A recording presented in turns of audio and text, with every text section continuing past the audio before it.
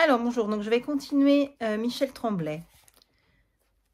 La lecture qui l'a influencé, là, cette fois-ci, c'est Vol de nuit de Saint-Exupéry.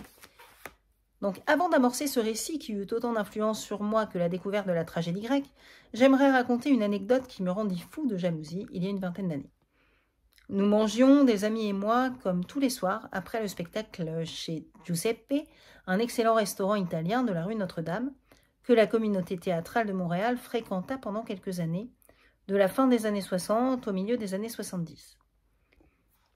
Ce soir-là, s'était joint à nous, alors nous, c'était le nœud bruyant, pas souvent subtil, mais toujours hilar, de notre jeune et joyeux groupe de fêtards, Brassard qui apprenait avec réticence à manger autre chose que des hamburgers, Claude Gay, mon complice, chaque soir dans la dégustation d'un carbonara, la merveilleuse Denise Filiatro se dépêchant comme d'habitude de manger pour aller surveiller son propre restaurant, Christine Olivier, Robert L., mon chum de l'époque, John Goodwin, qui veillait déjà sur nous tous comme une mère, et Camille me disant de temps en temps « Mange pas trop, Michel, tu vas encore passer la nuit à croquer des dieux vols. » S'était joint à nous, donc, le poète et auteur dramatique Michel Garneau et la comédienne Michel Rossignol, qui venaient de reprendre avec brio le rôle de Pierrette Guérin dans Les Belles Sœurs. Nous étions en 1971.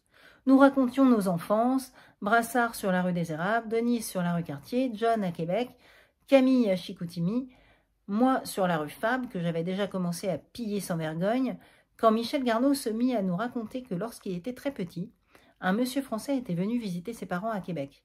Ce monsieur français l'avait un jour pris sur ses genoux et lui avait décrit un livre qu'il préparait.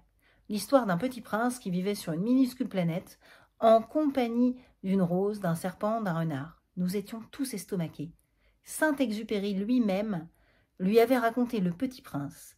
Michel s'était assis sur les genoux d'Antoine de Saint-Exupéry. Comment était-il? Gentil, bête, prétentieux, simple? Se prenait-il pour un grand écrivain? Ou avait-il la simplicité des vrais? Buvait-il autant qu'on le disait? Avait-il coupé autant de cravates que la légende le prétendait? Un silence avait suivi les explications de Michel Garneau, abondantes, pertinentes, chaleureuses comme toujours. Michel est un fin conteur. Puis, j'avais déclaré que la seule célébrité que j'avais entrevue, moi, quand j'étais enfant, était Ginette Reynaud, avant qu'elle s'appelle Ginette Renaud, qui faisait les 400 coups à travers la paroisse et que je croisais de temps en temps, sans oser lui parler, parce qu'elle était déjà imposante au Centre Immaculée Conception. Comme d'habitude, j'avais noyé mon malaise. Une jalousie, en fait, une vraie, qui serre le cœur, qui pique et ankylose le plexus solaire dans l'autodérision. Je me souviens d'une grippe carabinée, les sinus bloqués, le cerveau cotonneux, le nez usé par des mouchoirs pourtant rendu très doux grâce à un nombre incalculable de lavages à la main, d'une journée de printemps lumineuse, mais que j'avais peine à dévisager, tellement mes yeux piquaient, de l'inévitable soupe au poulet de ma mère et d'un livre de poche posé à l'envers sur mon lit. C'était quelques mois après l'incident d'orage sur mon corps. Mal remis de mon humiliation, j'avais commencé à m'acheter des livres de poche pour éviter de me présenter trop souvent devant celles que j'appelais désormais mes tortionnaires.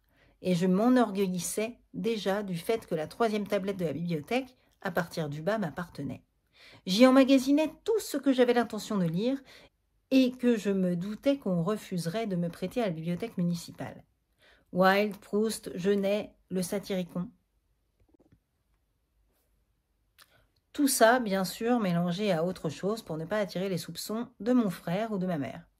Mon aventure avec le dragon de la bibliothèque municipale s'était donc avérée positive. En fin de compte, puisque j'apprenais à chérir les livres qui m'appartenaient en propre. Je regardais mon rayon de bibliothèque et je me disais « Tout ça est à moi, rien n'a été emprunté. » Très peu d'entre eux étaient neufs. Aucun n'était matelassé, mais ils étaient à moi. Mes textes avaient déménagé et c'est désormais plié en 8 que je les dissimulais enfouis entre les pages caressantes du portrait de Dorian Gray, les dialogues sulfureux des bonnes ou la fameuse orgie du Satyricon. J'étais tombée sur Vol de nuit dans un tas de vieux livres de poche au rabais à la mezzanine de Dupuis Frères. 10 cents le livre, 3 livres pour 25 cents. J'avais bien aimé Le Petit Prince quand j'étais enfant, mais je n'avais rien lu d'autre de Saint-Exupéry, peut-être parce qu'on le tenait en trop haute estime chez les frères de l'instruction chrétienne. Et ce matin-là, terrassé par la grippe, J'avais choisi ce bouquin parce qu'il était imprimé en grosses lettres et qu'il contenait peu de pages. Vite lu, vite réglé, c'était parfait pour une journée de grippe. Je ne me doutais pas de la surprise qui m'attendait, ni qu'avant la fin de la journée, je ne serais plus le même. J'ai lu Vol de nuit 3 fois ce jour-là. En fait, je l'ai lu 2 fois complètement, et la 3e, je suis revenue sur les passages qui m'avaient le plus frappé, soulignant des pages entières, inscrivant des commentaires dans les marges, cornant les coins pour me retrouver plus facilement. C'était la première fois que je lisais un roman qui ne racontait pas vraiment une histoire, et je m'étais d'abord méfiée. 3 avions partis de 3 coins perdus d'Amérique du Sud pour apporter à Buenos Aires le courrier à destination de l'Europe, un patron baveux, un inspecteur mou et flagorneur, un orage, oui, bon, ok. Mais où était l'histoire? Puis la beauté des paysages décrits. Dans le premier chapitre, on survolait la Patagonie au lieu de la traverser comme dans Les Enfants du capitaine Grant. Et j'avais vraiment l'impression de planer au-dessus de la cordillère des Andes, avec le jour qui se couchait derrière moi et la nuit menaçante et pleine de mystères qui s'avançait. L'atmosphère palpable, sensuelle de ce récit, qui, au lieu de nous raconter une anecdote, nous faisait vivre ce que ressentaient les personnages, le défaitisme parfaitement contrôlé de Fabien, dont l'avion est précipité dans la mer, l'amour des 2 femmes, mêlé de la crainte de les perdre, pour leur mari, sans cesse en danger, parce que pionnier dans l'aviation commerciale de nuit. La façon unique que l'auteur avait de fouiller l'âme des protagonistes, comme si sa plume avait été un bistouri, et la somptuosité du style, surtout ça, je crois. Cette façon si personnelle de jouer avec les mots, avec les phrases, eurent vite fait de me clouer dans mon lit. Désormais indifférent à ma grippe, et accroché à mon livre comme à un cerf-volant qui allait me permettre de m'élever à des hauteurs que je ne soupçonnais pas jusque-là. J'avais commencé depuis longtemps à regimber pendant les cours de français, à me révolter devant le simplisme du style qu'on nous imposait pour nos compositions, sujet, verbe, complément, et dans cet ordre, s'il vous plaît. Le moins d'inversions possible. Elle brouillait le sens de la phrase et pas d'incise. Si on sentait le besoin de mettre un bout de phrase entre 2 virgules, c'était souvent parce que ce bout de phrase allait ailleurs, à sa vraie place. Tout ça, je suppose, était bon pour les élèves, et c'était la majorité que les compositions françaises ennuyaient à mourir. Mais moi qui adorais écrire, qui écrivais déjà tout seul dans mon coin des contes fantastiques, au cœur desquels j'essayais de dissimuler mes doutes et les hésitations de mon âme, moi qui secrètement rêvais d'être publié un jour, ces directives bêtes, ces exigences restrictives me choquaient profondément, et m'empêchaient, même caché dans mon coin pour écrire, de fonctionner, de produire comme je l'aurais voulu. Mes professeurs, même le redoutable frère Léon, me permettaient bien quelques incartades, parce qu'ils me trouvaient quelques talents dans ce qu'ils appelaient la manipulation correcte de la langue française. Mais lorsqu'ils jugeaient que j'avais dépassé les bornes, ils me remettaient mes copies bardées de rouge et de commentaires dans les marges. « Refaites-moi ça, ce n'est pas digne de vous. Aviez-vous de la fièvre quand vous avez pondu ce torchon? Au lieu de vous perdre dans la lecture de Notre-Dame de Paris ou de Jargal, lisez donc Félix Leclerc. Une âme claire s'exprime dans une langue claire. » Et il devait bien se douter pourtant, depuis l'incident de Jargal, justement, que mon âme n'était pas claire et que je n'aurais jamais voulu qu'elle le soit. Saint-Exupéry n'était pas le premier écrivain dont je remarquais le style, bien sûr. Mais ses phrases courtes et en même temps souvent audacieuses dans leur structure m'ouvraient des portes que les frères de l'instruction chrétienne avaient tenues bien fermées.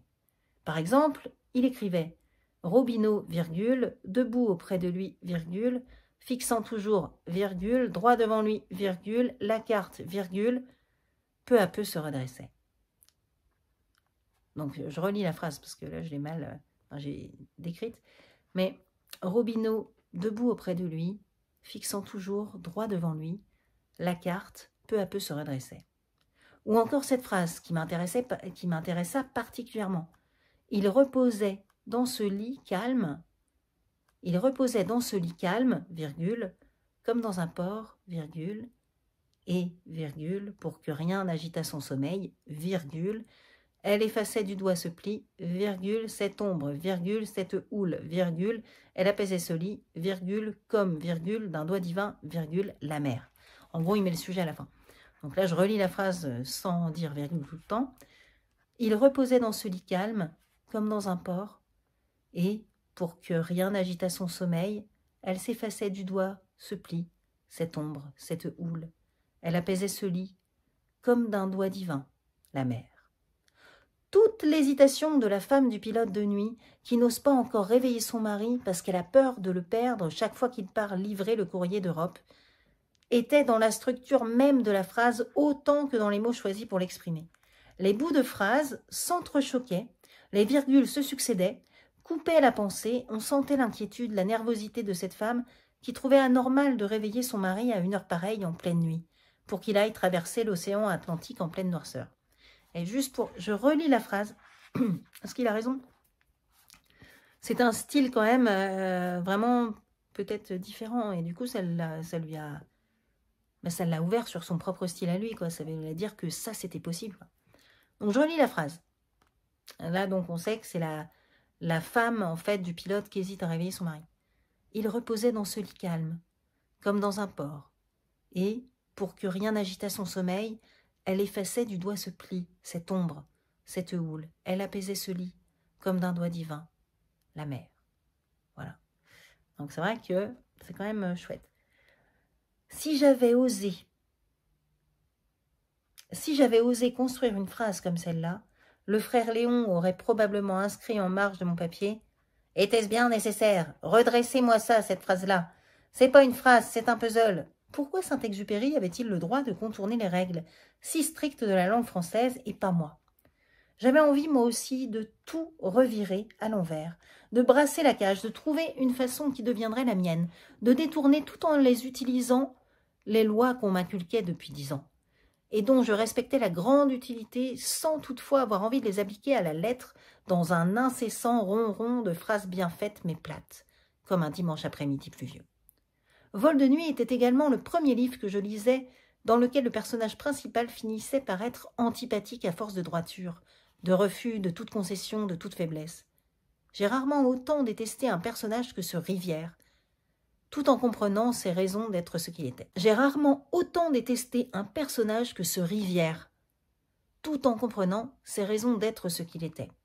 Cette conscience que Rivière avait d'être injuste et les justifications qu'il se donnait à lui-même étaient comme deux vagues d'égale force entre lesquelles je restais pris, même après 3 lectures, sans trouver le moyen de les concilier, de les faire se fondre l'une dans l'autre. Je comprenais intellectuellement le refus de Rivière des sentiments trop humains, la sympathie, la pitié, qui pouvaient se jeter dans le chemin du rendement de ces hommes. Mais je refusais qu'un chef écarte à ce point l'admiration, et surtout l'amitié des hommes qu'il dirigeait, uniquement pour les pousser vers l'inaccessible perfection. Je commençais vaguement à comprendre pourquoi les frères de l'instruction chrétienne admiraient tant Saint-Exupéry. Le message humanitaire qu'il charriait était très près de certains dogmes chrétiens. Mais une différence marquée coupait irrémédiablement le grand écrivain de mes pathétiques professeurs.